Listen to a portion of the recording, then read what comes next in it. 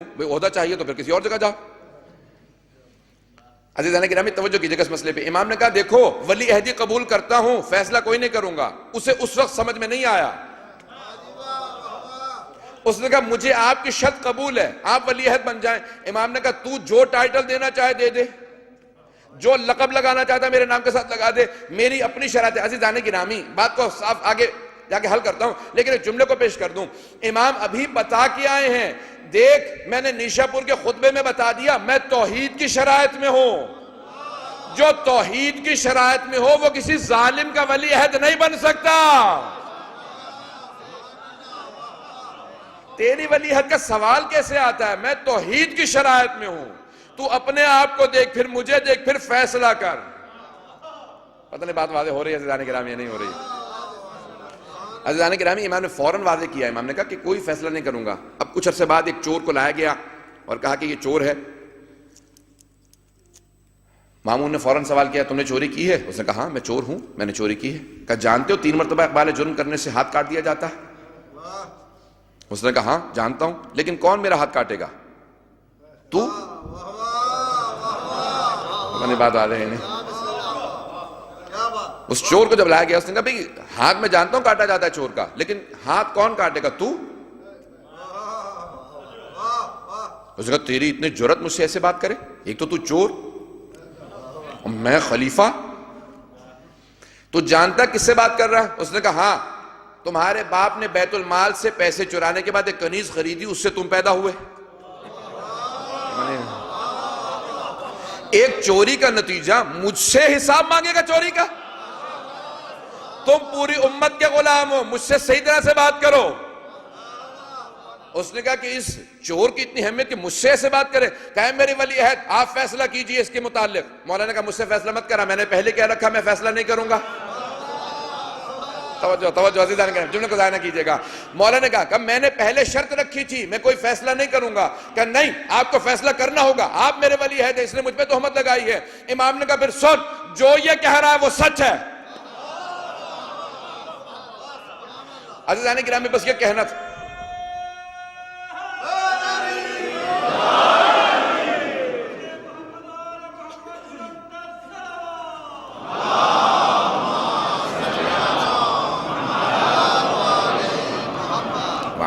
عزیزان گرامی غور فرمایا آپ نے؟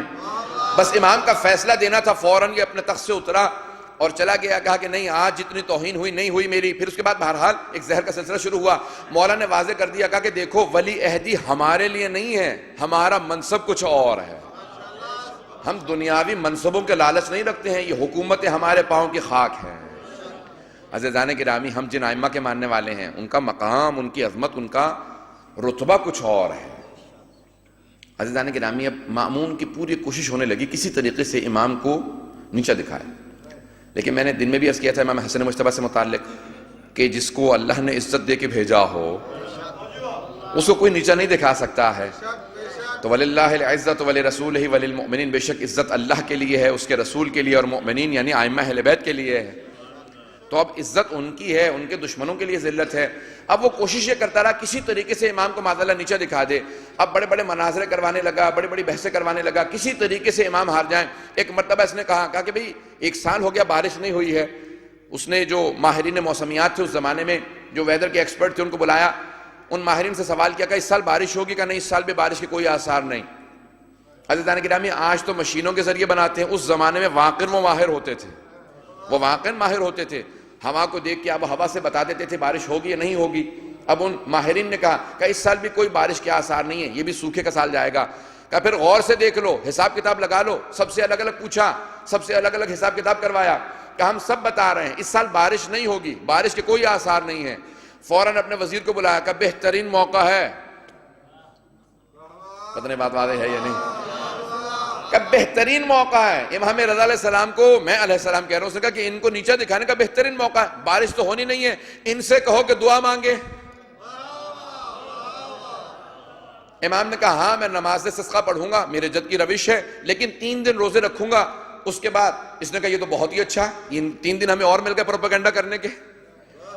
کہ جہاں تک ہو سکے اعلان کروا دو کہ ہمارا ولی عہد دعا مانگنے والا، دور و نزدیک کی ساری بستیوں میں، سارے شہروں میں اعلان ہو گیا کہ 3 دن بعد امام رضا روزہ رکھ کے نماز استسقاء پڑھنے والے ہیں، بارش کے لیے دعا مانگنے والے ہیں۔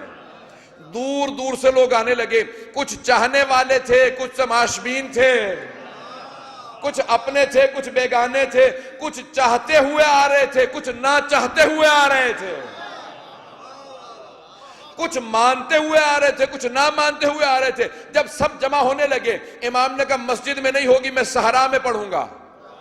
کہ جتنے بھی لوگ ہیں سب میں اعلان کر دو، مستورات کے ساتھ آئیں، بچوں کے ساتھ آئیں، بوڑھوں کے ساتھ آئیں، سب کو بلا لو۔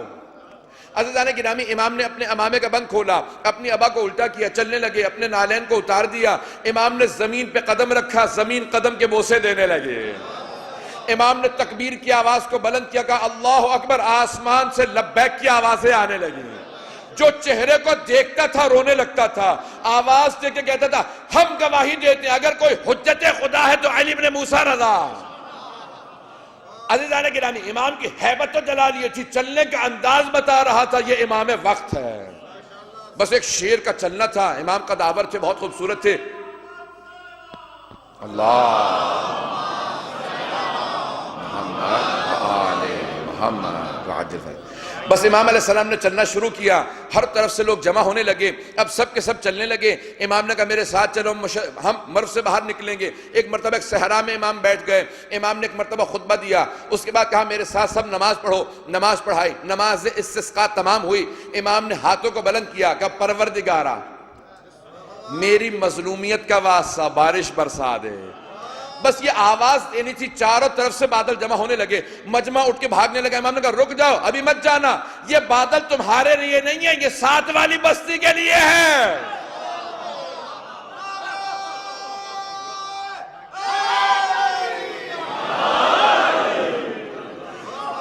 امام نے کہا یہ بادل تمہارے لیے نہیں، یہ ساتھ والی بستی کے لیے ہیں۔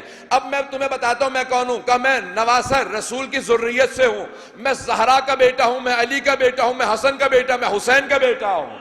اب امام نے اپنا تعارف کروایا، جو مجمع سن رہا تھا، دیکھتا تھا، روتا چلا جاتا تھا۔ امام نے کہا اب اٹھو، اپنے گھروں کو لوٹ جاؤ، جیسے ہی آخری فرد گھر کو پہنچے گا بارش نازل ہوگی، پانی جمع کر لینا، یہ میرا وعدہ ہے، میں اللہ کا نمائندہ ہوں۔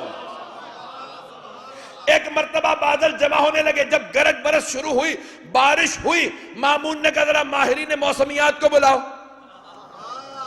جب سارے جمع ہو گئے، کہا تم نے تو کہا تھا بارش نہیں ہوگی، کہا ہم خدا کی قسم کھا کے کہتے ہیں بارش نے نہیں ہونا تھا، یہ اس کی دعاؤں کی وجہ سے ہوئی ہے۔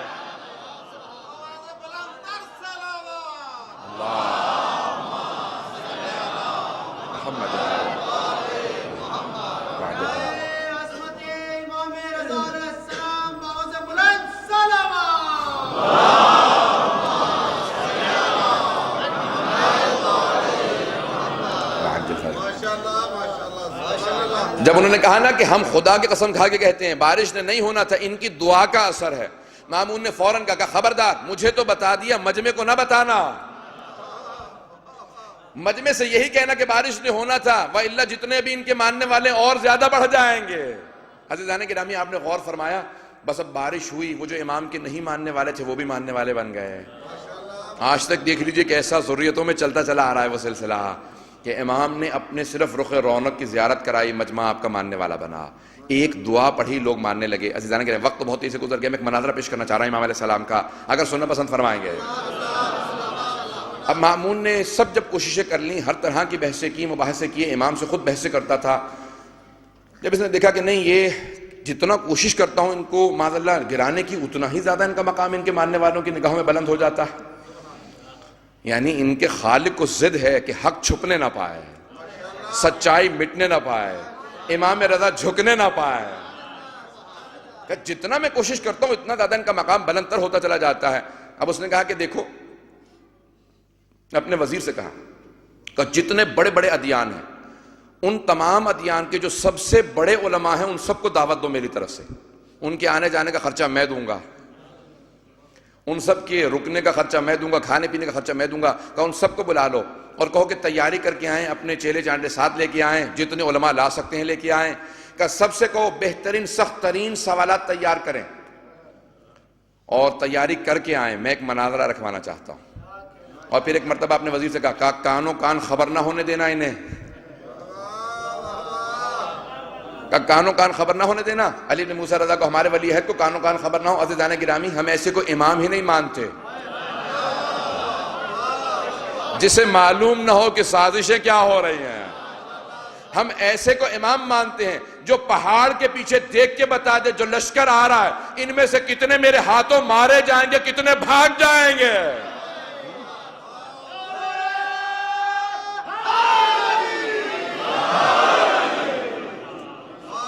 ہم ایسوں کی امامت کے قائل ہیں کہ لشکر کو دیکھے بغیر بتاتے ہیں کہ کون سا لشکر ہے، کہاں سے آ رہا ہے، کس نیت سے آ رہا ہے. خوارج کا لشکر ہے. یہی تو کہا تھا نا امیر المومنین نے جب جناب جندب کو دیکھا کہ جندب اس پہاڑ کے پیچھے ایک لشکر آ رہا ہے، اتنی دیر میں اتنے گھنٹوں میں پہنچ جائے گا. اے جندب میں سب کو قتل کر دوں گا، 7 افراد بھاگ کے فرار کریں گے. جناب جندب کہنے لگے کہ مولا واقعی ایک لشکر آنے والا، کہ جندب کچھ دیر کی انتظار کر لو تمہارے ایمان میں اضافہ ہو جائے گا. کہ مولا آپ بتا سکتے ہیں کہ یہ جو زمین پہ چونٹیاں جا رہی ہیں ان کی تعداد کتنی ہے؟ مولا نے فوراً فرمایا اے جندب میں صرف اتنا ہی نہیں جانتا کہ چونٹیوں کی تعداد کیا ہے، میں یہ بھی جانتا ہوں ان میں نر کتنے ہیں، مادہ کتنی ہے.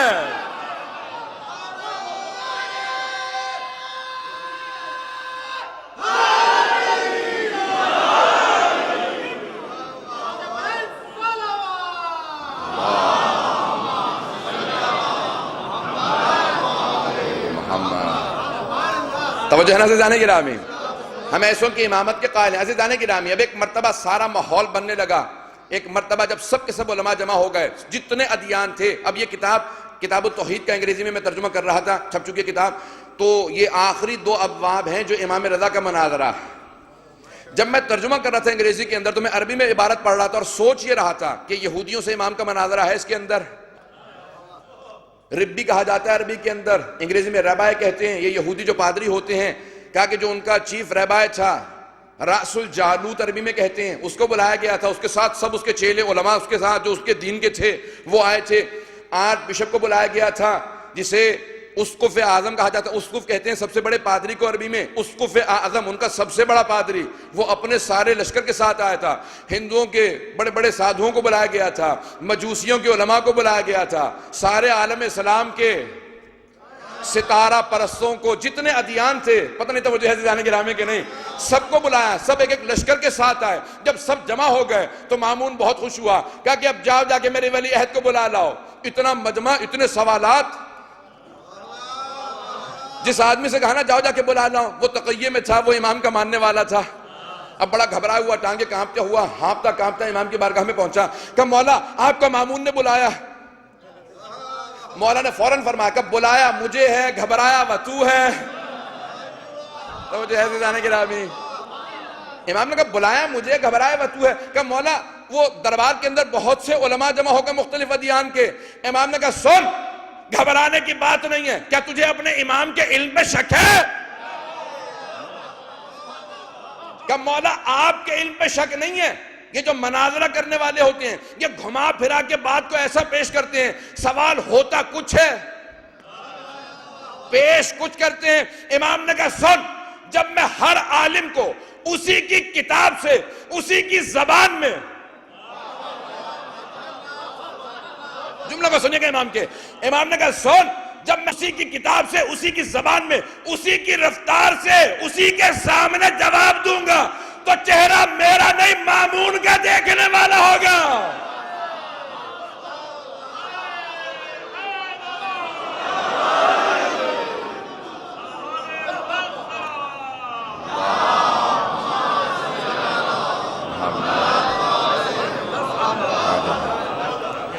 عزیزان گرامی، امام نے کہا کہ میں ہر عالم کو اسی کی زبان میں جواب دوں گا، اسی کتاب میں. عزیزان گرامی، ہم ایسے امام کے ماننے والے ہیں. جب امام کے پاس آنے لوگ سوال کرنے لگے تو بعض جو ضعیف العقیدہ قسم کے لوگ تھے کہا مولا ان کی زبان آپ نے کب سیکھی؟ یہ تو روم سے آیا، آپ روم گئے ہی نہیں. امام نے ایک کنکر کو اٹھایا، اپنا لعاب دہن لگایا کہ اپنی زبان پہ رکھ. اس نے زبان پہ رکھا، بڑی تیزی سے گنتی گننے لگا، 1 2 3 سے 70 تک چلا گیا. کچھ نے پوچھا گنتی کیوں گن رہا ہے؟ کہ ان کے لعاب دہن کا اثر یہ ہے میں نے اپنی زبان پہ رکھا، 70 زبانیں مجھے ازبر ہو گئے.